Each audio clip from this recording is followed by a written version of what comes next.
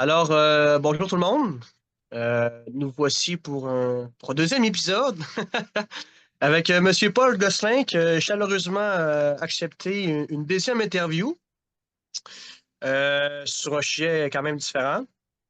La dernière fois, on avait parlé du créationnisme en milieu universitaire. Monsieur Gosselin avait au préalable bien approfondi chaque point. Je trouvais ça, on a eu quand même des bons retours et on voulait approfondir certains aspects, certains domaines aussi en ce qui concerne le créationnisme. Alors aujourd'hui, on va parler des Lumières, ou plus communément appelé le siècle des Lumières, si je ne me trompe pas. C'est une révolution intellectuelle et philosophique majeure en Europe, principalement autour du 16e siècle, 17e siècle, si je ne me trompe pas, hein. C'est ça, M. Gosselin, hein? Oui, oui, oui. Caractérisé par la mise en avant de la raison, au détriment de la tradition de l'autorité. On est vraiment sur une révolution idéologique sur une version, on va dire, matérialiste du monde, une vue matérialiste de ce qui nous entoure au lieu d'une vue plus religieuse. Alors, Monsieur Le Gosselin, je vous laisse vous représenter une deuxième fois et ensuite je vais vous poser ma première question en ce qui me concerne. Allez-y, monsieur. On a, je vais commencer par essayer de dissiper quelques illusions qu'on a au sujet du siècle des Lumières. On a tendance à voir ça comme un mouvement surtout philosophique. Et puis, je pense que c'est quelque chose de beaucoup plus large que ça. Mais pour se faire une idée précise, je pense qu'il faut faire on va faire un mini survol de la civilisation occidentale. Bon, c'est profond, là, mais pour mettre ça en contexte. Et puis, dans, dans, dans, dans tout système de croyance, je pense que je vais dire préciser immédiatement que je vois on peut percevoir le cycle des Lumières comme un système de croyance. Donc, une des premières questions qui se posent pour un système de croyance, c'est la question où est la vérité? C'est un peu la case départ avant de commencer de faire des discours sur l'homme ou sur comment développer une utopie ou toutes ces autres questions-là. Il faut commencer par dire ben, c'est quoi notre référence? C'est quoi le point de repère qui nous permet de démêler le vrai et le faux, etc. Alors, pour la majorité des systèmes de croyances, des religions ou des idéologies, ben, la réponse prend généralement la forme d'un texte sacré. Pour les musulmans, c'est le Coran, les hadiths. Pour les chrétiens, c'est la Bible. Pour les juifs, la Torah, et puis, etc. Donc, il y a des textes sacrés qui sont là pour servir de fondation pour ces systèmes de croyances-là. Alors, à mon sens, le siècle des Lumières, c'est avant tout une réaction au christianisme. Parce qu'on ne peut pas vraiment imaginer la pensée des Lumières dans un contexte musulman. Sinon, le résultat, ça ne va jamais prendre l'ampleur que ça a pris en Occident. Et puis, plus près de nous, plus près de notre génération, le système de croyance postmoderne, c'est encore une poursuite de cette réaction au christianisme. Euh, donc, euh, mais bon, dans le contexte du Moyen Âge, par exemple, quand on regarde le Moyen Âge, souvent on va penser, bon, ben, c'était l'époque chrétienne. Et puis, je pense qu'il y a une illusion dans cette façon de caractériser l'Occident du Moyen Âge, parce que l'Occident a toujours été un peu schizophrène sur le plan idéologique. C'est-à-dire que chez les élites en Occident, même pendant cette période-là, pendant cette période-là où l'Église semblait dominante partout, les élites ont toujours été captivées ou intéressées par la philosophie gréco-romaine.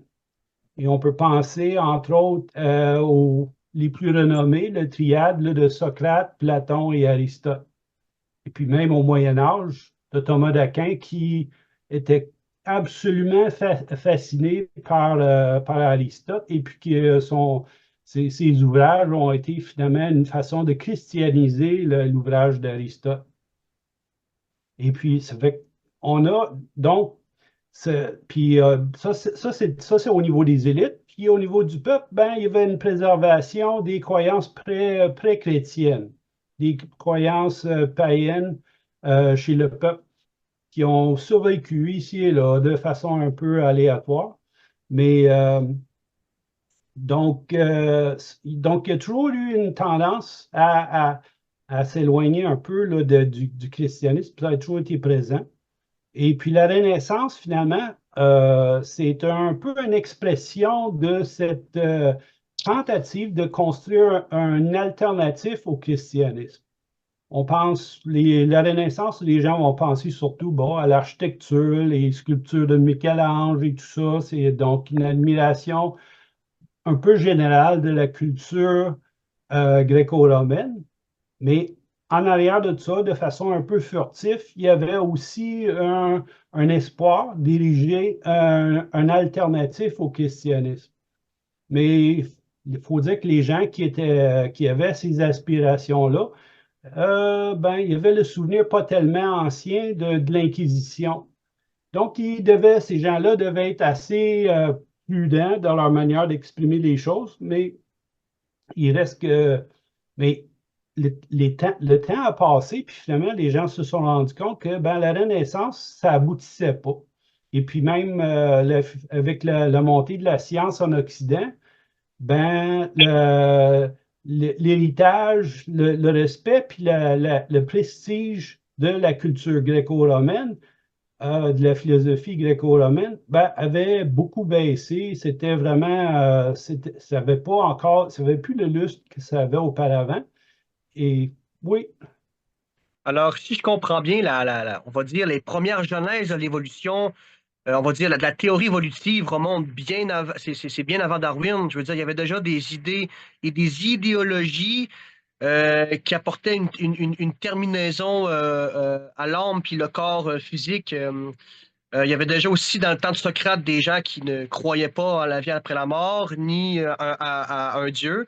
Euh, est-ce qu'il y a vraiment eu des explications un peu fantaisistes aussi à cette époque-là pour expliquer le hasard, pour expliquer, selon, je crois, la mythologie grecque, il y a certaines traditions qui disent que l'homme serait né de la boue ou de la terre, sans aucune intervention divine, là. oui, effectivement, là, chez les Grecs, il y a des tentatives chez Lucrèce, chez Démocrite, il y avait donc des philosophes qui étaient matérialistes, donc ils rejetaient toute influence des dieux. Dans certains cas, certains de ces philosophes-là admettaient que les dieux pouvaient exister, mais ils n'avaient pas d'influence sur l'homme. Donc, il n'y avait pas un rejet radical, là, comme on a pu connaître en Occident plus tard. Mais d'une manière pratique, c'était une forme d'athéisme, là. Et puis, donc, ces gens-là, il y a eu des tentatives pour essayer d'expliquer l'origine de la vie, mais sans intervenir, sans l'intervention d'un créateur, finalement. Paul, à Antioche et à Rome, a eu affaire, je crois, aussi à ce genre de personnes-là là, lorsqu'ils étaient sur la place publique, et qui parlaient de Jésus. Il y avait des protestants qui, justement, prônaient cette version un peu platonique. Je pense que tu fais référence au discours de Paul à Athènes, dans la ville d'Athènes. C'était un peu le cerveau du monde à l'époque, là. Athènes, là, c'était le lieu intellectuel le plus connu, le plus prestigieux. Et puis, mais c'est curieux que Paul, il fait immédiatement appel au concept d'un créateur. Et sur ce point-là, il n'y a pas eu d'intervention, il n'y a pas eu de. C'est plutôt sur la question de la résurrection qu'on a dit non, non, non, ça ne passe pas, là. Il n'y a pas d'hommes qui peuvent se ressusciter. Et puis, c'est plutôt sur cette question-là. Donc, finalement, les gens avaient une perspective, les gens qui écoutaient, Paul, à ce moment-là, la colline de Mars, là, à Athènes, là, et finalement, il y avait une perspective matérialiste, mais comme on sait, il y en a d'autres qui ont écouté, qui ont décidé de le suivre, là. Quel a été le rôle principal des Lumières dans la transformation des idées philosophiques et sociales en Orient? Qu'est-ce que tu aurais à dire là-dessus? Bon, ben, je vais reprendre moi, ce que je disais sur les Lumières, là, justement. Les Lumières, ça a été finalement le résultat du fait finalement que le projet de la Renaissance n'a pas marché, ça a floppé, là. Fait que ce que les gens des Lumières ont fait là, après le constat de l'échec de la Renaissance là, comme projet idéologique, ils ont dit, bon, ben là, il faut miser sur un autre cheval. Mais là, la question, comme toujours, c'est où est la vérité? Ben, plutôt que situer la vérité chez les philosophes grecs, ils ont situé ça dans la science, mais une science évidemment matérialiste.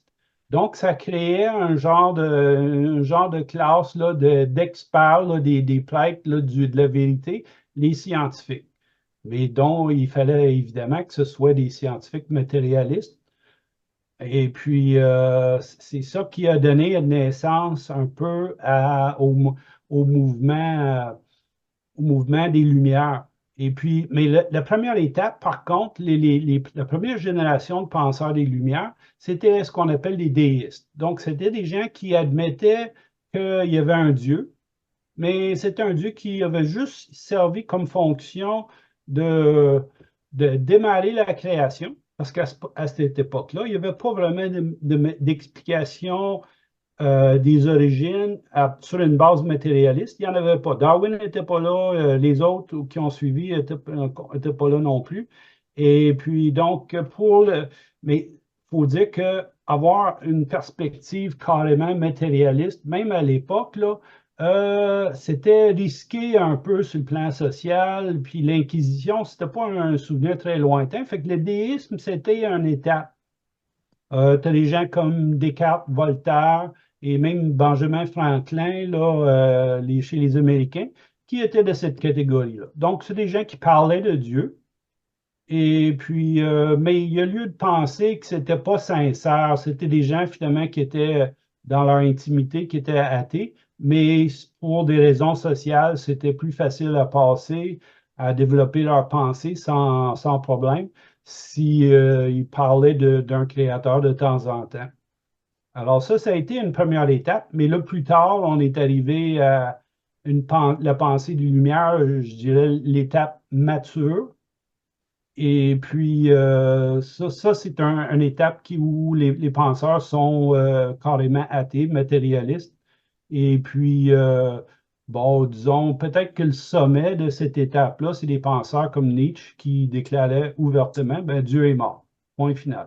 Habituez-vous à cette réalité, Dieu est mort, et puis c'est réglé. Mais j'ai une affiche juste devant mon bureau que vous ne pouvez pas voir. C'est un peu une blague. On voit la déclaration de Nietzsche qui dit God is dead, Dieu est mort, et c'est dans une publication de Nietzsche du 883. Et juste en dessous, il y a une autre déclaration qui dit Nietzsche est mort, Dieu, signé 1900, la date du décès de Nietzsche. Et puis, apparemment, la première fois que c'est paru, c'est quelqu'un qui avait écrit ça dans un métro à quelque part, j'oublie où, là, mais donc, Dieu qui a le dernier mot. Mais c'est ça. Ça fait que ça. Donc, les Lumières ont pondu une vision du monde matérialiste, mais il reste qu'une fois c'était en place, c'était pour des raisons idéologiques, une explication des origines matérialistes était aussi nécessaire. Et puis, en général, un philosophe français ne va jamais admettre des choses comme ça. Il va toujours dire, bah, c'est la science, c'est la...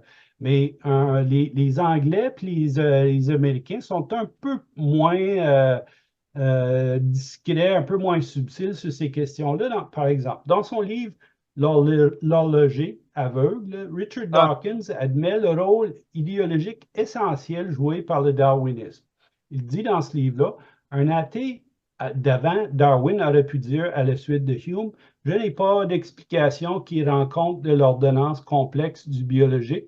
Tout ce que je sais, c'est que Dieu n'est pas une bonne explication. Donc, nous devons en attendre en espérant que quelqu'un en trouve une meilleure.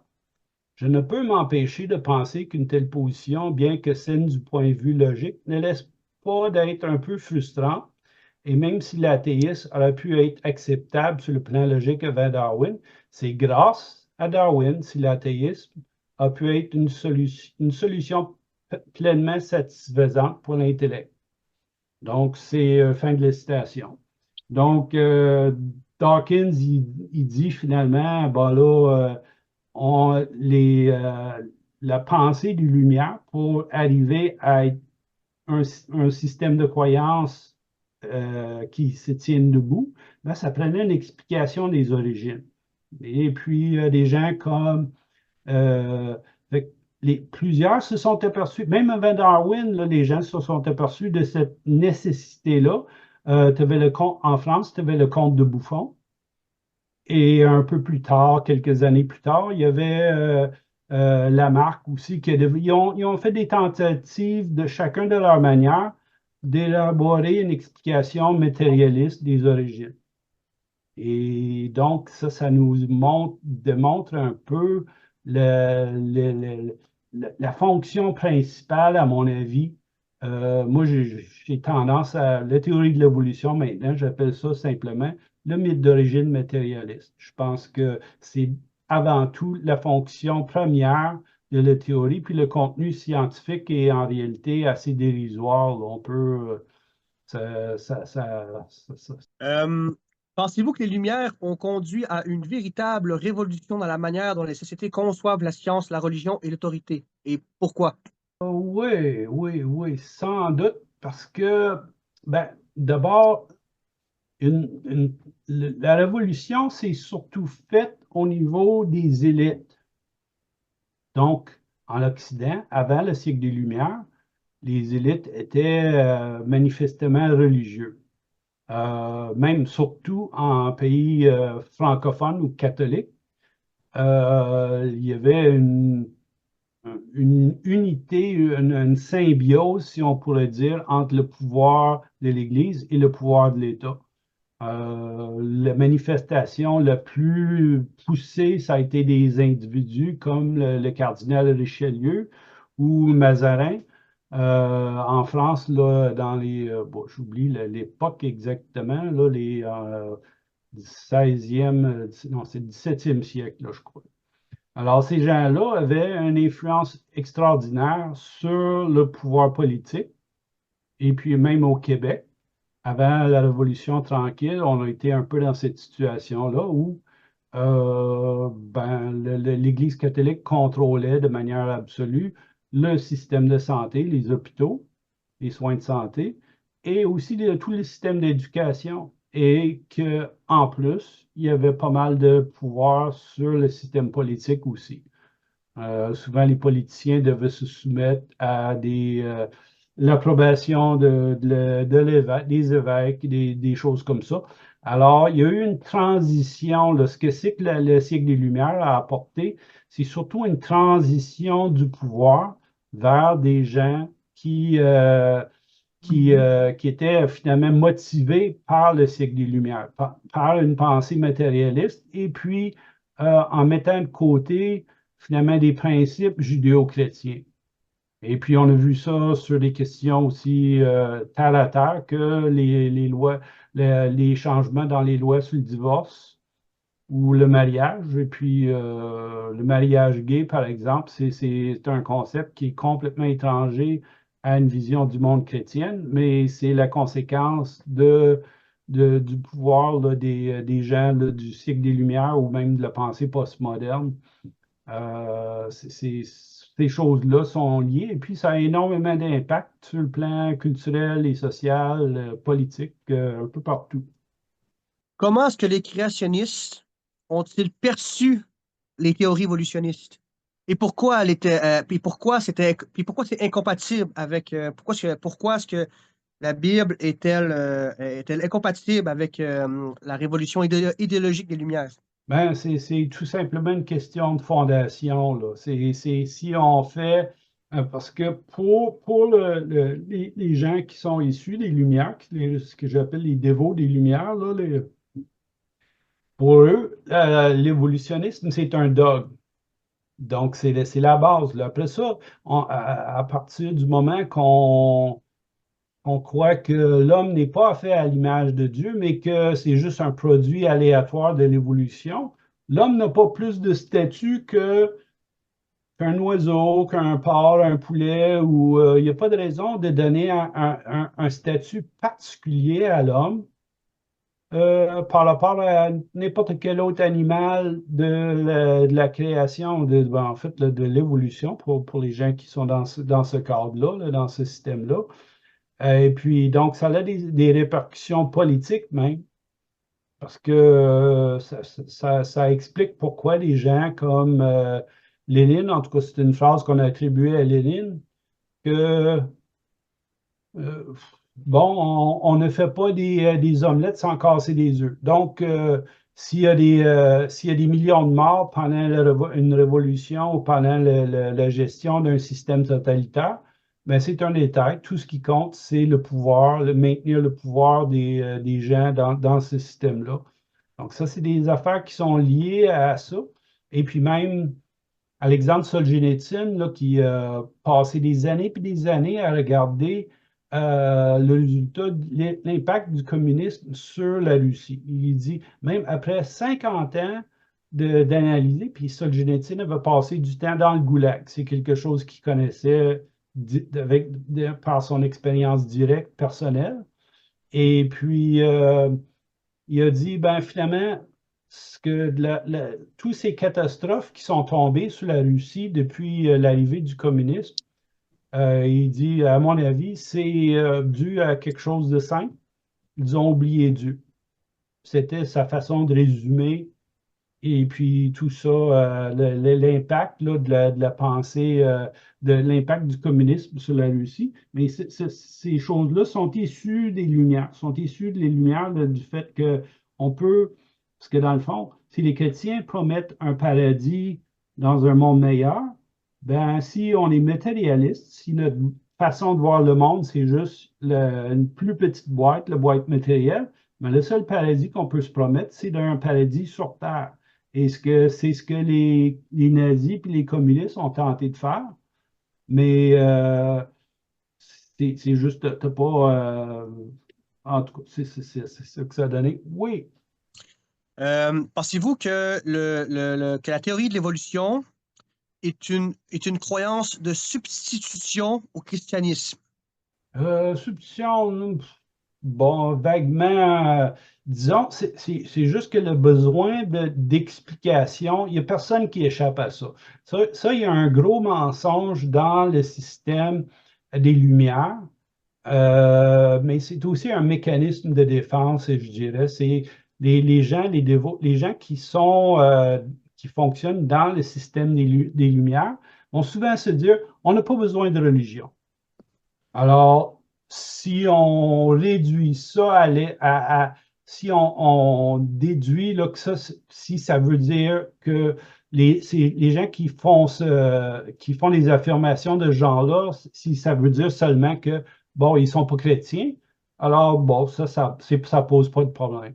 Mais si on pense déduire de ce genre d'explication-là que ces gens n'ont pas besoin d'aucun système de croyance ou de religion, là, c'est faux. C'est totalement faux. Puis même, c'est se leurrer qu'on peut éviter de se poser les questions existentielles, les grandes questions. Qu'est-ce qu'on fait là? Comment ça se fait qu'il y a de la souffrance dans le monde? Et puis, comment résoudre ça? Ça, c'est des questions que toutes les religions et idéologies, moi j'appelle ça des systèmes idéologico-religieux. C'est pas un terme très élégant, mais ça résume le fait que même si on est matérialiste, on a besoin d'une explication de la vie, une explication large qui donne, finalement, c'est ce qui donne sens à l'existence. Donc, il n'y a personne qui peut éviter ça. Puis si on est matérialiste, ça ne change absolument rien. Il faut quand même trouver une explication. Les seuls qui ne se posent pas ces questions-là sont 6 pieds sous terre. Là, oui, Quel défi les idées des Lumières posent-elles à ceux qui adoptent une vision du monde créationniste?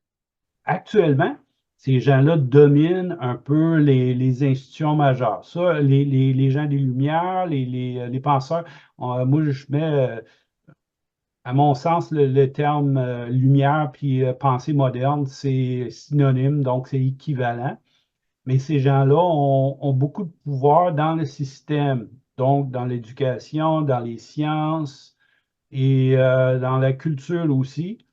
Et puis, bon, mais sauf qu'il y a une montée aussi de la pensée postmoderne, là. Je veux juste préciser ce qui distingue la pensée postmoderne à la pensée moderne. Tantôt, j'avais mentionné que ben, chaque système a besoin d'un un concept de vérité ou une référence de vérité. Fait que pour les modernes ou pour les gens des Lumières, c'est la science, la raison, la science. Mais donc, c'est le dogme central dans ça, c'est le matérialisme. Mais pour les penseurs postmodernes, ils rejettent ce concept-là parce que bon, ils vont dire que l'Occident la science, c'est juste un produit de l'Occident. Donc, chacun a sa science. Puis donc, la seule vérité que les postmodernes acceptent, finalement, ce sont les pulsions de l'individu. Donc, c'est très, très subjectif comme idéologie, là. Donc, il n'y a pas de point de repère.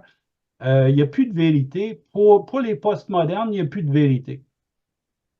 Mais le problème pour eux autres, c'est que s'il n'y a pas de vérité, quand ils sont face, par exemple, à des abus de l'État, s'ils sont, par exemple, dans un régime totalitaire qui les oppresse, puis, mais face à l'État, la seule réaction qu'ils peuvent avoir, c'est que puisqu'il n'y a pas d'absolu moral au-dessus de l'État, ils ne peuvent pas dire aux dirigeants politiques ben, vous devez respecter la loi de Dieu. Pour les postmodernes, c'est un non-sens, ça n'existe pas. Tout ce qu'ils peuvent dire à l'État, puis aux abus, puis à l'oppression, c'est que, ben, j'aime pas ça. Donc, c'est une réaction complètement subjective, et puis les gens au pouvoir peuvent dire, on s'en fout.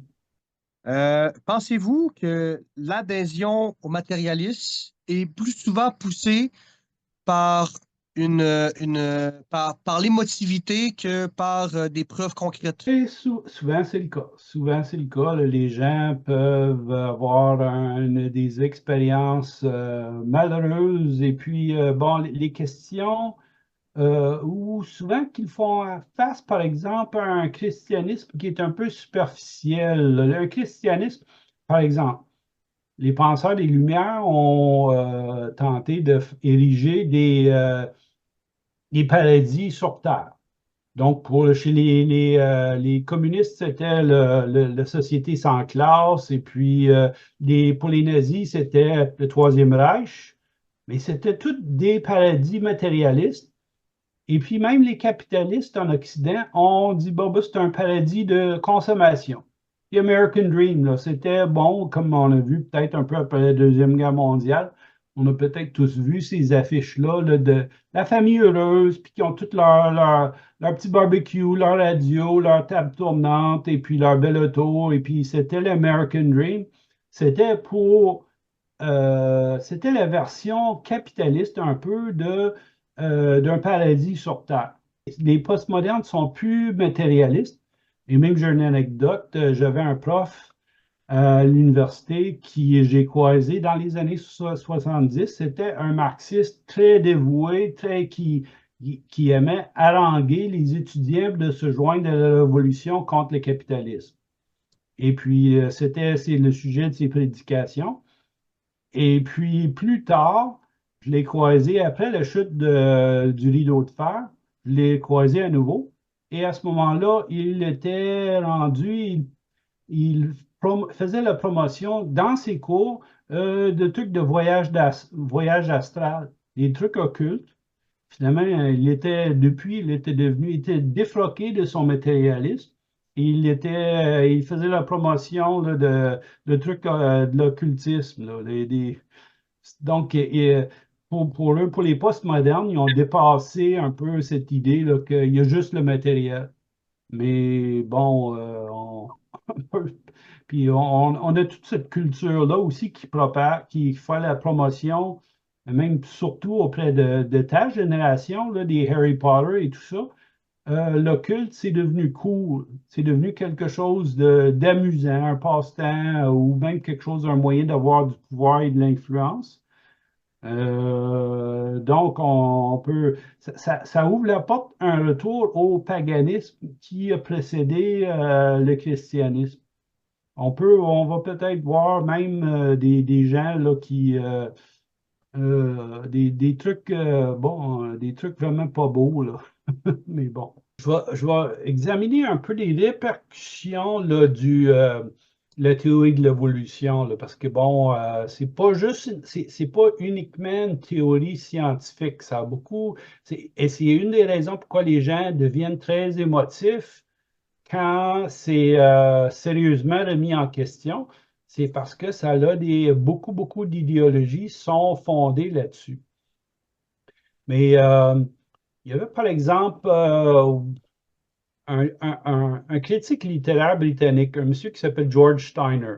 Et puis, en 2000, il a publié un essai qui s'appelle Grammaire de création. Et il réfléchissait sur toutes les horreurs qui avaient eu lieu pendant le 20e siècle. Parce que les penseurs des Lumières au 19e siècle, ils prévoyaient une période un genre de paradis sur Terre où tout le monde serait tolérant, ce serait le bonheur sur Terre, là. C'est parce que le progrès, on a embarqué dans une ère de progrès, puis on a mis de côté toutes les superstitions religieuses, et puis, mais Steiner, il réfléchit sur ce qui s'est passé pendant le 20e siècle, puis il dit, ben non, ça a été tout le contraire. On a vu des guerres épouvantables, comme on n'a jamais vu auparavant, des millions de... Il dit, entre autres, pendant la Deuxième Guerre mondiale, sous le nazisme, il dit, bon, on a vu des gens qui étaient ciblés juste parce qu'ils existaient. C'était pas parce qu'ils représentaient une menace militaire. Ça, bon, c'était l'Holocauste, les Juifs. C'était simplement qu'on avait décidé que leur existence, même, là, sans qu'ils aient aucun moyen d'intervenir sur le plan militaire. Puis ça fait que Steiner, puis même lui, il était d'origine juive, puis là, mais Steiner était aussi captif dans la pensée des Lumières, fait qu'il n'arrivait pas à déterminer, il dit, c'est quand même mystérieux, cette menace-là, ces catastrophes-là, ne sont pas venues d'invasions barbares, là, comme Genghis Khan là, qui a envahi une bonne partie du monde là, au Moyen Âge, mais ça venait des milieux éduqués européens. Donc, il y a un mystère, là. Pour lui, c'était curieux, c'était et inexplicable. Et puis, mais juste après la Deuxième Guerre mondiale, il y a eu un Britannique, Sir Arthur Keith. Sir Arthur Keith, là, il était évolutionniste, mais par exemple, en examinant le comportement d'Hitler, il dit, le Führer allemand, comme je l'ai toujours maintenu, est un évolutionniste. Il a consciemment tenté de rendre la réalité allemande conforme à la théorie de l'évolution. Pour voir les mesures évolutionnistes et la moralité tribale appliquées vigoureusement aux affaires d'une grande nation moderne, il nous faut donc tourner vers l'Allemagne de 1942. Ça, c'est à l'époque où Hitler était au sommet de son pouvoir. Il contrôle la majorité de l'Europe et aussi une bonne partie de l'Afrique du Nord. Donc, nous voyons Hitler absolument convaincu que l'évolution produit le seul fondement pour sa politique nationale. Les moyens qu'il a adoptés pour parvenir à la destinée de sa race et de son peuple ont pris la forme de massacres organisés qui ont éclaboussé de sang toute l'Europe. Une telle conduite est tout à fait immorale, peu importe l'échelle éthique qu'on puisse utiliser, mais l'Allemagne la légitima comme justifiée par la moralité tribale évolutionniste. L'Allemagne est donc retournée dans un passé tribal et a mis en pratique, aux yeux de tout le monde, les méthodes évolutionnistes dans toute leur férocité. Ça, c'est la fin de la citation. Donc, Sir Arthur Keith, il dit carrément, Hitler, ce qu'il a mis en place, puis les choses qu'il a fait, c'était basé directement sur la notion de la lutte pour la survie. Évidemment, il y a un petit élément qui est rajouté dans le nazisme, c'est le concept de la race. Pour eux, pour les nazis, la lutte pour la survie se fait entre les races. Et puis, c'est ça qui emmène la logique de, bon, il fallait absolument éliminer les Juifs parce qu'ils corrompaient la race allemande. Donc, c'est un système racial. Puis, chez les communistes, c'est un peu la même logique aussi qui est en place, sauf c'est la lutte des classes.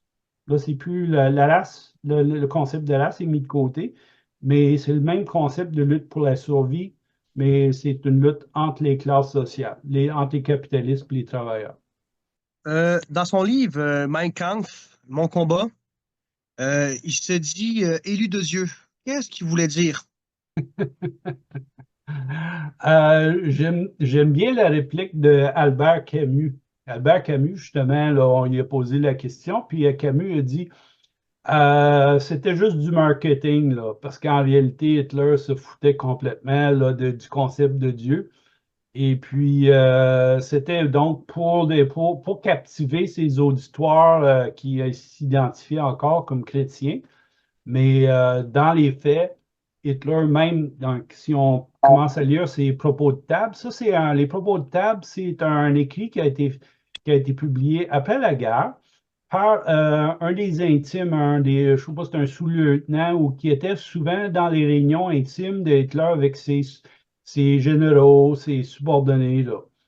Et puis dans ça, c'est très clair que Hitler avait prévu des mesures après la guerre, après que les choses se seraient tranquillisées, il aurait les mains libres pour éliminer l'Église. Donc, l'histoire du Hitler chrétien, ça tient vraiment pas debout. Mais c'est juste que les gens utilisent ce concept-là pour éviter de réfléchir sérieusement sur les sources de la pensée d'Hitler. Parce que ça leur protège, c'est un mécanisme de défense, ça les protège du travail de vérifier les sources et finalement, ils seraient forcés de se rendre compte qu'ils partagent les mêmes sources idéologiques, les sources, le même mythe d'origine matérialiste que Hitler avait. Donc, c'est pour ça que les gens aiment beaucoup ce concept-là là, de Hitler, le bon chrétien. Oui, oui, oui, c'est ça. Puis, fait que ça permet d'éviter de se fermer les yeux sur les sources véritables de la pensée d'Hitler, là. Fait que c'est un mécanisme de défense. Je n'ai pas de respect pour ça du tout, là. Bon, écoutez, moi, j'ai fait le tour de mes questions. C'était super intéressant et je voudrais aussi rajouter que M. Paul Glossin, ici présent, a écrit plusieurs livres. Je vous avais glissé un petit mot la semaine passée dans la précédente vidéo sur la série des Fuites de l'absolu. Puis M. Paul Gosselin aborde vraiment les mécanismes de l'idéologie des Lumières dans ses livres, surtout dans le tome 2, là, si je ne me trompe pas, là. Alors, je vous mettrai un petit lien en description pour aller voir un petit peu ces bouquins, pour approfondir un peu ces sujets-là et votre niveau d'histoire en général. Alors, avez-vous quelque chose à dire, un dernier truc à dire, M. Gosselin? Oui, oui, ben, j'avais une couple de trucs là en rapport. Malheureusement, je vais être obligé de vous lire encore des citations, mais j'espère que ça va être tolérable. Mais sur les répercussions sociales de l'évolution, là, de la théorie de l'évolution. Bon, on a vu un peu que Hitler, Arthur Keith, là, il disait qu'Hitler était vraiment un matérialiste, un évolutionniste convaincu. Et puis même, j'ai lu aussi dans les mémoires d'Albert Speer. Albert Speer, c'était un ingénieur, un architecte en fait, allemand qui avait été à côté d'Hitler, qui avait même été très proche. Et puis, il disait que dans les derniers jours d'Hitler, Hitler avait dit, bon, ben là, dans la lutte pour la survie, c'était dans les derniers jours. Hitler était dans son bunker et puis les Russes étaient aux portes de Berlin et puis ça allait vraiment pas bien. C'était clair que l'Allemagne était pour la défaite arrivait. Et puis Hitler, il dit, bon, on va tout faire sauter, ça ne donne rien de laisser quelque chose aux Allemands. On a été éliminés dans la lutte pour la survie, on ne mérite pas de vivre. On- il disait carrément que les Allemands avaient failli à la tâche que lui les avait assignée, et donc il ne méritait pas de vivre. C'était donc un évolutionniste totalement impitoyable. Et puis, probablement, bon, là, j'ai un truc de Richard Dawkins qui devait réfléchir à toutes ces questions-là et aussi sur finalement les répercussions morales de la théorie de l'évolution. Lui a dit, dans une interview en 2000 à la radio d'Australie, il disait, dans le passé, il y a eu des tentatives pour fonder une moralité sur l'évolution. Je ne veux pas être associé à ces tentatives d'aucune manière. Il s'agit d'un monde qu'un darwiniste référant au concept de lutte féroce pour la survie, où les forts dévorent les faibles. Je crois effectivement que la nature implique une lutte féroce pour la survie. Je pense que le comportement animal dans la nature sauvage, dans les forêts, dans la prairie, est un genre de vie extrêmement impitoyable, extrêmement désagréable. Il s'agit précisément du genre de monde que je ne désire pas habiter. Et si un programme politique était basé sur le darwinisme, à mon avis, ce serait de la mauvaise politique, ce serait immoral. Exprimé en d'autres termes, je dirais que je suis un disciple passionné de Darwin quant à la science. Mais lorsque le moment vient d'expliquer le monde humain, je suis un anti-darwinien passionné à l'égard de la moralité et de la politique. Mais je me demande, OK, fin de la citation, mais je me demande si on peut trouver plus schizophrène, de déclarations plus schizophrènes que ça. D'un côté, c'est totalement incohérent. Donc, il dit, moi, je suis darwiniste passionné quand il s'agit du monde biologique, mais n'appliquez jamais la théorie de l'évolution à des sociétés concrètes, comme Hitler l'a fait. Ne faites pas ça. Alors, comment tu démêles tout ça? Comment tu gardes tout ça dans ta tête? Bon, c'est une question qu'on pourrait poser à Dawkins, mais il reste que c'est très incohérent. Si on est convaincu de la réalité de l'évolution, c'est logique de l'appliquer à des sociétés. C'est logique. Et c'est ce que Hitler a fait clairement. Et puis même, je vais mentionner aussi un gars qui est né beaucoup avant Darwin. Donc, il n'y avait pas d'explication, mais c'était un athée. C'est le marquis de Sade. Bon, on le connaît comme étant un libertin et puis quelqu'un qui était la source de scandale et tout ça, là. Il a fait de la prison même pour ces trucs-là. Mais il a été, dans la première génération des athées, il a fait des réflexions sérieuses sur les implications morales de son athéisme. Sade a très bien compris que si on rejette Dieu et ses lois morales, alors qu'est-ce qui reste comme point de repère? Comment on gère, par exemple, des questions comme les rapports hommes-femmes? Bon, ben, je vous file une citation du marquis de Sade. Lui, il dit, s'il devient incontestable que nous avons reçu de la nature le droit d'exprimer nos vœux indifféremment à toutes les femmes, il devient de même que nous avons celui de l'obliger de se soumettre à nos vœux, non pas exclusivement, je me contredirai, mais momentanément. Il est incontestable que nous avons le droit d'établir des lois qui la contraignent à céder au feu de celui qui la désire, la violence étant même un de ces effets de ce droit. Nous pouvons l'employer légalement. Et la nature n'a pas-t-il prouvé que nous avons ce droit et en nous départissant de la force nécessaire à les soumettre à nos désirs? Bon, la logique du marquis de Sade n'est pas compliquée. Il dit Ben, les hommes sont généralement plus forts que les femmes. Et ce qui implique, ben, c'est la nature nous a fait comme ça, donc on a le droit de faire tout. L'homme peut faire tout ce qu'il veut à une femme. C'est la logique, c'est le raisonnement. Et puis, si on a si, comme on fait, comme le marquis de Sade, on élimine le Dieu qui établit ses lois pour la race humaine, alors il reste ben, la référence à la nature, comme le marquis de Sade le fait, est logique. C'est sûr que si la notion de bien et de mal n'existe plus, ça peut donner naissance aux pires enflures de de l'humanité. Dès que tu sais ces choses-là, il n'y a plus personne qui peut te convaincre que ce que tu fais est mal ou moralement répréhensible, puisqu'il n'y a pas Dieu, il y a pas cette notion-là de tout est bon, tout est permis, hein. Ben, c'est ça, le marquis de Sade est déjà dans une logique darwinienne.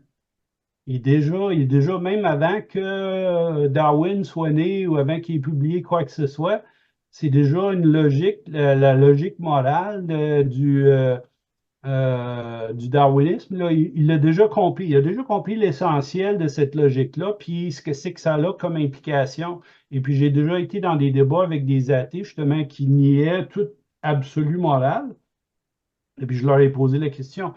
Et directement, j'ai dit, est-ce que tu es d'accord avec le marquis de Sade?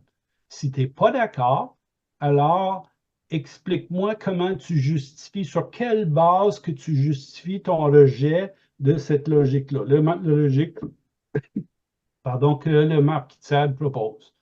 Et puis, ça tourne en rond, puis il y en a pas d'explication, là, c'est ça. Disons, généralement, on tente de changer de sujet de façon élégante et subtile, mais la question n'est pas répondue. Alors, si je comprends bien, c'est un peu comme des bombes à retardement. C'est les gens se posent pas toujours les bonnes questions, puis le jour où ils vont commencer à se poser ces questions-là, je pense que les dernières barrières de morale vont disparaître. Ben, ça fait penser finalement un des paraboles que Jésus raconte. Il dit, il y a deux hommes qui construisent chacun une maison. Puis chacun, ils construisent des belles maisons avec des bons matériaux, des maisons solides et belles. Sauf qu'il y en a un qui est construit sur le roc et l'autre sur le sable. Alors, quand les temps d'épreuve arrivent, ben, la maison construite sur le sable s'effondre. Mais bon, on peut appliquer ça sur le plan personnel et puis, mais les civilisations aussi, les nations, c'est aussi des maisons, là. Puis la même chose s'applique à des civilisations si on tente d'ériger une civilisation sur des principes qui sont fausses, qui sont pas vrais. Ben, un jour, les conséquences vont apparaître en pleine lumière, là. Je pense que l'Occident, justement, on est en train de voir actuellement Oui, on voit déjà, on voit déjà ces changements-là s'opérer. Et ça, à peine peut-être 100 ans. Imagine dans 200 ans, dans 100 ans. Puis déjà aujourd'hui, la barrière homme-femme elle disparaît, le patriarcat aussi. On a beaucoup de disparitions d'institutions que Dieu a instaurées dans la révélation de la Bible. oui, Et on voit que c'est de pire en pire. oui, oui, oui. Alors, Monsieur Gosselin, merci pour toutes vos explications. J'espère vous revoir bientôt pour une nouvelle interview si vous avez le temps. Alors, je vous remercie beaucoup, Monsieur Paul Gosselin.